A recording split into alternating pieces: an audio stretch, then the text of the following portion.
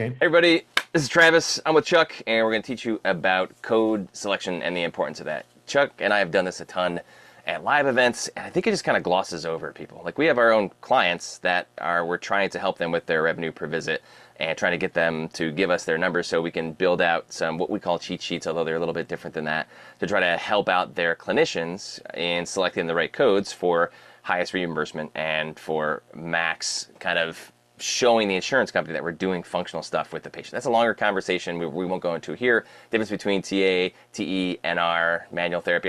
We have a training on that we've done. If you're watching this, then we'll get you that too. But we really want to go over code selection. So the first hurdle that we run into when teaching our own clinicians or when we coach other clients is just documenting time under care. People that don't even realize, hey, patient was in here for, I don't know, about 45 minutes. And so we'll do 3 TA and 1 manual therapy. Does that sound good? Yeah. So that's insurance fraud. Like you have to, in the system that we're in right now, you have to code for the amount of time that the patient is under care.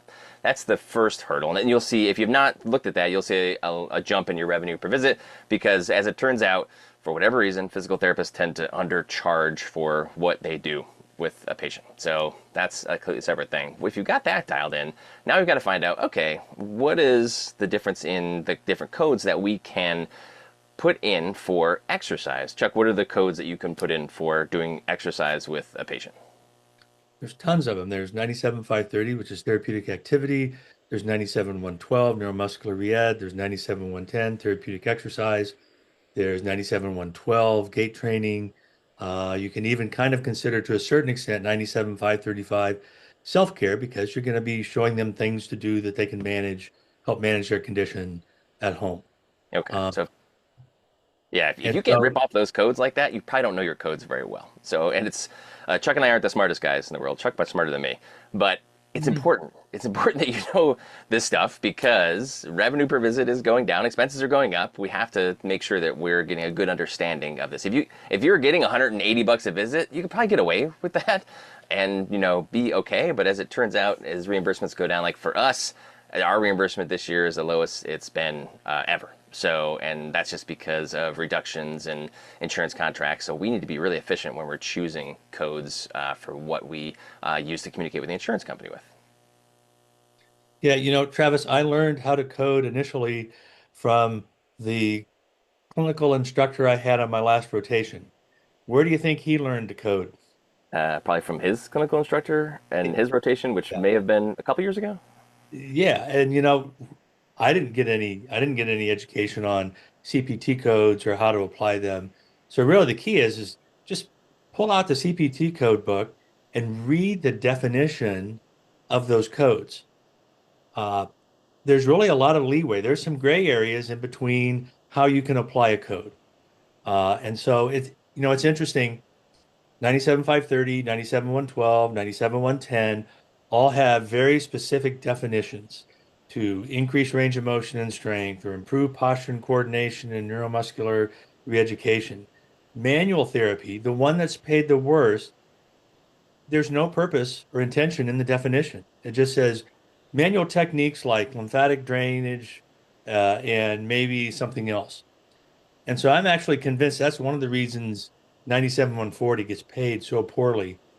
The powers that be have no idea what that's for. Yeah. And so they're not going to pay anything for it. They're paying for much more functional results, which those other codes have the definitions in. So, uh, we really try and shy away from 97,140. And a number of the things you do that are classically assigned to 97,140 can very easily fit into 97,110 or 97,112. Right. So go back to when you first started looking at this before you kind of came out of okay, I did some exercise, did some manual therapy, 3 through therapeutic activity, 1 manual therapy. You started taking a closer look. What did you find with your clinicians? What I found was there was a huge discrepancy between what they were doing. There were code combinations all over the place. And it ranged anywhere from 4 units of therapeutic exercise and nothing else to even three units of manual therapy and 1 exercise for somebody being there for 53 minutes to an hour, which is the worst poorest paying code combination that you could ever imagine.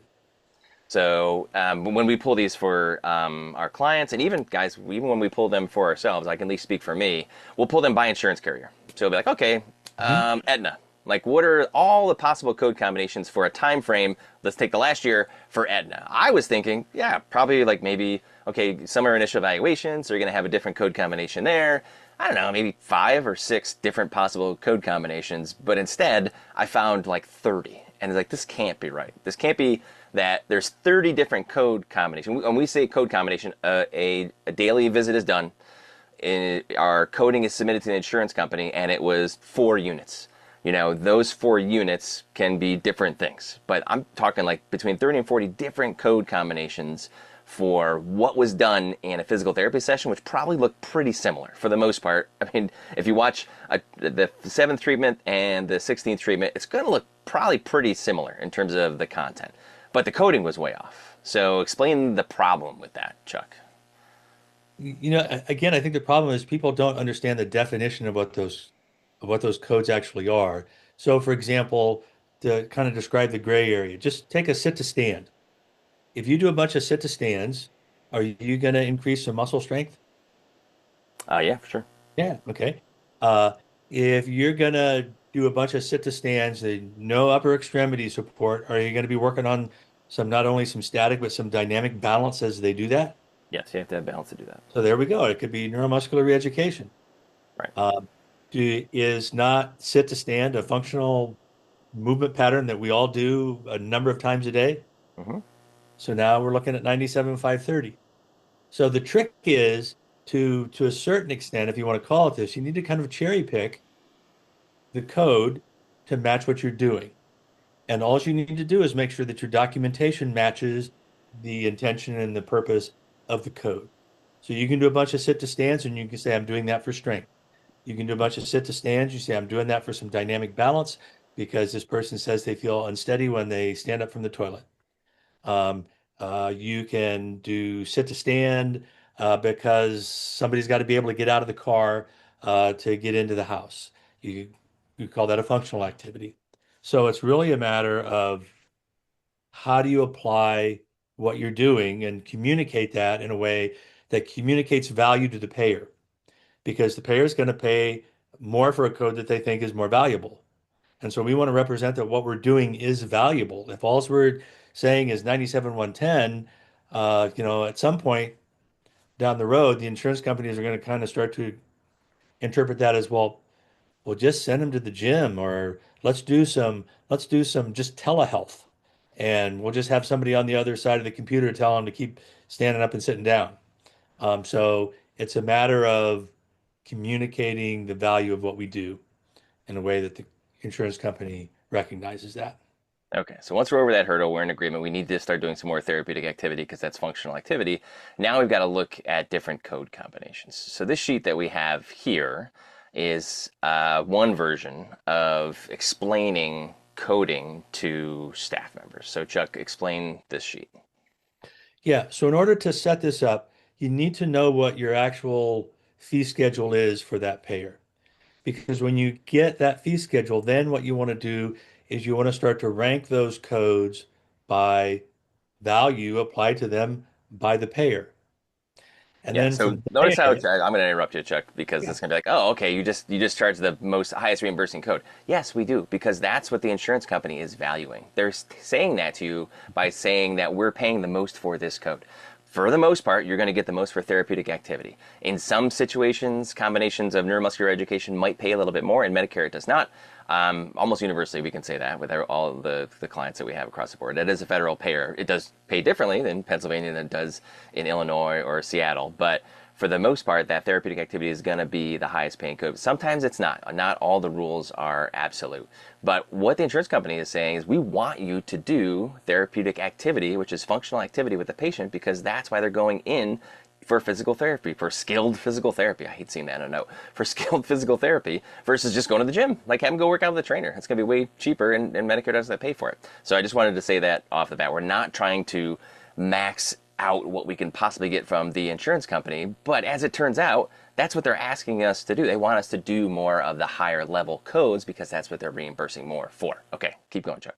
Yeah, and basically that's the strategy. You need to determine what you're doing and how you communicate to them that it's more valuable. So if you look at this, if you look at this graph, this table on the top, this represents commercial insurance that follows AMA significant portion rule, which means if you do more than 50% of a 15-minute code, let's just call it 8 minutes, then you can capture the entire unit. You can bill a unit for that. So in this first row, this would be the most valuable code combination, 3 units of, and let's just call it therapeutic activity, because that's what generally it's going to be. The next one would be we did 2 units of neuromuscular reeducation. And then that third code would be we did a unit of therapeutic exercise. Now, that turns out to be a 6 unit, 69-minute visit. Now, that might be a little long for some folks. I know lots of people who keep their patients for 70 to 75 minutes. So we wanted to kind of make this fully representative. If you bump down a couple of rows, you see there now we've got basically 3 combinations to the equivalent of an hour visit. And that's just going to go by 3, 1, 1, 1. There's your 6 units. And now it's just a matter of just permutations that sort of start to shift towards the lesser valued codes. Um, and we just took those permutations, we just can continued them down to show you how it would work in different time frames of a visit. So 54 minutes down to 46 minutes down to, there's a big push that we're doing 40-minute visits. Okay, well, you got to charge more than 3 units for a 40-minute visit. And you can get a fourth unit very easily. And of these units we're talking about timed units. So that doesn't preclude you from using an untimed code that you can get an additional unit in that visit. I didn't want to put it in here because that would kind of make it a little too convoluted. But you can always add, whether you're doing e-stim, I don't know if anybody's paying for hot pack, cold pack anymore, but any of the time codes, untimed codes that you may be using, you can simply apply on top of this. So these are the timed units. So for example, if you looked at that 54-minute visit, and then you know what? We're gonna put some stim on them for however long you want to do that. Untimed code, you capture your 6 unit. Um, I'm kind of the opinion that we want to capture all of the hard units, the quality units as much as we can.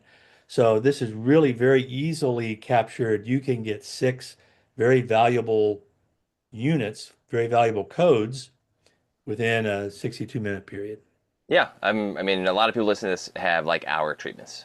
With some of our Medicare patients, because we know they're not going to do their stuff at home, most of our Medicare patients are in our office under our care for more than an hour. This isn't a discussion about how you structure your treatments. This is just minutes. That's all this is. I would Yeah, imagine you can. most. Go ahead, Chuck. Yeah, I was just say you can take this and apply it to whatever model you use. Yeah. It's just making sure you get the most out of the time that you've spent with that patient. Yeah. So if your patients are in there for an hour for the most part, and you're not somewhere around 5 units, I'm gonna have some questions because you're probably not coding that properly based on time. And then the next step would be, okay, are you coding it properly based on like what you're actually doing in the treatments? There's 2 different ways that you can improve your revenue per visit here. The first one is just to make sure if your patient's in there for 60 minutes, if there's not some kind of like max unit on the payer, like we do have a lot of actually 3 and 4 unit max payers, that becomes a different conversation and becomes really important that you pick the right codes because if you're only going to get 4 of them, you got to pick the 4 most important ones that you did, the ones that they're reimbursing the highest for.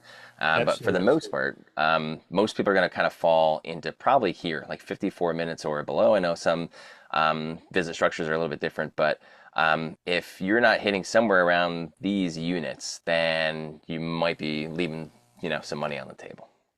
hmm All right, and then Medicare, like, what's the difference there, Chuck? the difference with Medicare is, they're looking at the total treatment time to determine how many units you can have. Whereas the AMA significant portion rule looks at the treatment time per CPT code. So you can squeeze a little bit more out of that. But for a Medicare, 2 units, you got to have a minimum of 23 minutes, and that's it. If you want 3 units, you got to get to 38 minutes. And within that 38 minutes, you could do four different things. You could have five different codes that you've performed. You're only going to be able to bill 3 units of that. And Medicare's done a really good job of making that very complicated as to what to do with those couple of minutes of the other code that it goes over what the time allows for, but just make sure that your units represent the time that they were there. Yeah. And for anybody that's nervous about, hey, I don't know about this therapeutic activity versus neuromuscular education, when you get to a certain size, you get audited by Medicare every year. We get audited by Medicare every year. And never once has anybody from Medicare said, hey, man, you got to explain this therapeutic exercise versus therapeutic activity. They're looking for huge errors in how you're documenting stuff, that kind of stuff. So for people that are nervous about the stuff that Chuck and I are saying, that please don't let that stop you from coding for what you're doing. Now, if you just have a patient sitting at the end of the table doing long arc quads for an hour, then you cannot charge for therapeutic activity. But I doubt anybody that's listening to this is doing that. So Chuck, like next step so if you're a client of ours, then if you get us your fee schedules, then we can build this out for you and we can look at what you're reimbursed and actually give you numbers here. So you'll see here like 3, 2, 1, 1. Well, with our clients and with Chuck and I, we know how much money is going to come back if we code that out. So we can kind of rank these in the order that we want our therapists to be coding in. So how do they get their fee schedule? There's a couple different ways to do it. One, if you use a tool like Availity or Navinet, you should be able to log into that, and within that, you go to the portal for the payers that use that. You should be able to directly download your fee schedule from that. If not, there should be a way for you to request it through that portal. If that's not the case, then call your payer. Oftentimes they'll either do it for you, you'll get the process started, or they'll tell you, oh, you need to send the request to this email, and then we'll send it to you. Um, the other way you can do it is by going through all your EOBs and looking to see what they paid for each individual code. Now, when you do that, and let's talk about commercial payers first.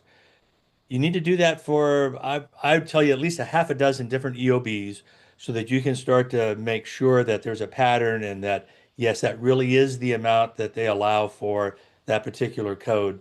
Um, Sometimes they'll underpay it. Oops, what a mistake. And sometimes they'll make a mistake and they'll pay a little more than what they're supposed to. It kind of depends on who's pushing the keys, on the other side of the portal. But you want to do it enough so that you at least have a reasonable estimation as to what that is. If it's off by a couple of cents here and there, don't worry about that.